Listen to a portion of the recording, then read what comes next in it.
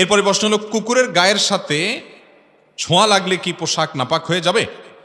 কুকুরের সাথে যদি আমাদের শরীর কাপড় চোপড় লাগে, বিশেষ করে শহরে গ্রামে সর্বত্র কুকুর ছুটোছুটি করে তখন কুকুরের গায়ের সাথে আমাদের গা কাপড় চোপড় অনেক সময় লাগে, স্পর্শ হয়, নাপাক হবে কিনা, খুব গুরুত্বপূর্ণ প্রশ্ন।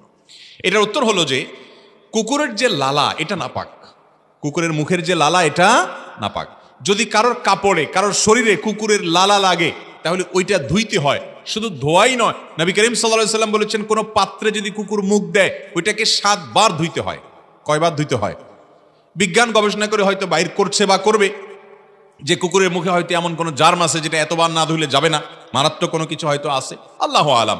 সেটা আজ হোক কয়দিন পরে হয়তো বের করছে বা করবে, অথবা করুক বা না করুক, নবী করিম সাল্লাল্লাহু আলাইহি ওয়াসাল্লাম থেকে বিশুদ্ধভাবে বর্ণিত এর পেছনেই কল্যাণ আছে, এছাড়া কোনো কল্যাণ থাকতে পারে না। বিধায় কুকুর যদি কোথাও মুখ দেয়, আপনি কোথাও যাচ্ছেন, মুখ শুকতে গিয়ে জিহ্বা দিয়ে চাটলো আপনার জামাটা, তাহলে যে জায়গায় চাটছে ওটা নাপাক হয়ে গেছে, ওই জায়গাটাকে ধরে আলতো করে আপনাকে ধুইতে হবে 7 বার, ভালো করে ধুইতে হবে। আর যদি কুকুরের শরীর লাগে, লালা লাগে নাই, জিহ্বা লাগে নাই, শুধু শরীরটা টাচ হয়েছে, এটা তো প্রায় হয় তাই না, দৌড় দেয়, ছোটাছুটি করে, তো শরীর যদি লাগে তাহলে সরাসরি নাপাক হবে না। কারণ হলো কুকুরের শরীরটা নাপাক না, লালাটা নাপাক। তবে কুকুরের শরীরে যদি তরল নাপাকি থাকে, কারণ যেখানে সেখানে সে যদি দেখেন নাপাক লেগে আসে, তাহলে সেটা আপনার গায়ে লাগলে নাপাক হবে। এছাড়া কুকুরের শরীর লাগলেই আমাদের শরীর বা কাপড় চোপড় নাপাক হবে না।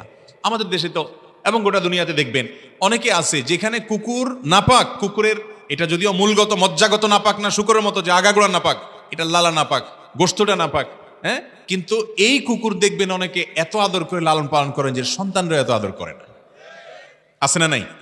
দেশে আছে, বিদেশেও আছে। আমাদের দেশে আজকাল দেখবেন অনেক লোক, এই লোকগুলো অনেক নিজেদেরকে মহানুভব মনে করে, তারা মানুষ তো বটেই, পশুর প্রতি পর্যন্ত তাদের মায়া কত বেশি, যেটা কুকুরকে পর্যন্ত আদর করে যত্ন করে কোলে করে নিয়ে যায়, খাওয়ায়। হ্যাঁ, এই মানুষগুলোই দেখবেন তাদের আশেপাশে বহু বনি আদম, বহু মানুষ না খায় আছে, তাকায়াও দেখে না, কিন্তু কুকুরের প্রতি অনেক মায়া।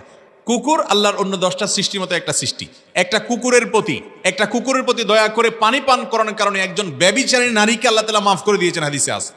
এই জন্য কুকুরের প্রতি দয়া করা ভালো জিনিস, কিন্তু দয়া করতে গিয়ে তারে ঘরে ঢুকাইতে বলে নাই, কারণ শয়তান কুকুরের আকৃতি ধারণ করে। আর নানা কারণে যেই ঘরে কুকুর থাকে সেখানে রহমতের ফেরেশতা আসে না।